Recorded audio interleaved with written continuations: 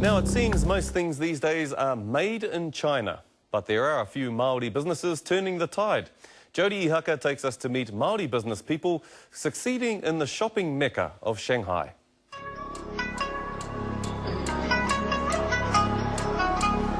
News in Chinese means button.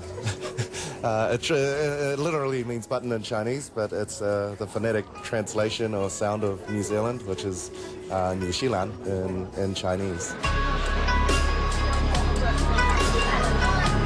If you look a little bit more deeply at that, button is sort of something which holds two cultures together, or two pieces together, and in our case being New Zealand and Chinese culture, we try and bring something and put it in the middle and hold it together with our store, our products, our spirit from New Zealand. In the heart of downtown Shanghai, shopping heaven beats a little bit of Māoritanga. Here in Nuzi, international hipsters can shop for quirky Kiwi designs. They'll find the shimmer of a power shell, the cool touch of pounamu, labelled jade, and the unmistakable mark of Māoritanga. In terms of where Māori economy is at, in terms of where China's at, China is a strategic market for Māori.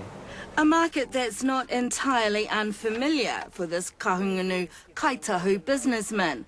Karaitiana has more than 20 years involvement in Māori economic development. His China experience is both professional and personal. China is a place and a space and a market we need to figure out and get familiar with. The only way that I know how to do that is actually to be there. So spending time in markets so that I've got context around China, a little bit of an understanding of what it's like here, and it's pretty essential to have that before you can start strategizing around what could Māori do in China. Karaitiana uses his wife's shop as a product testing ground. Inspiration. Also, I've been a bit of a courier, I guess, of products. Oh. It's a nice place to come when we've hosted trade missions from New Zealand, private trade missions from New Zealand. It's a place to come. It's a place where they can try their products to see how they go in the shop. It's a place to relax.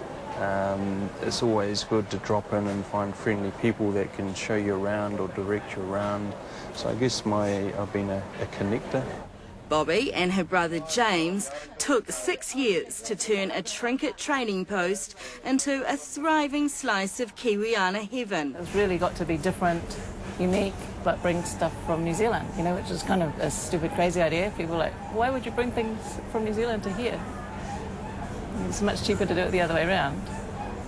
But that's what I did, and it worked for us. You know, we got so much press for the first couple of years.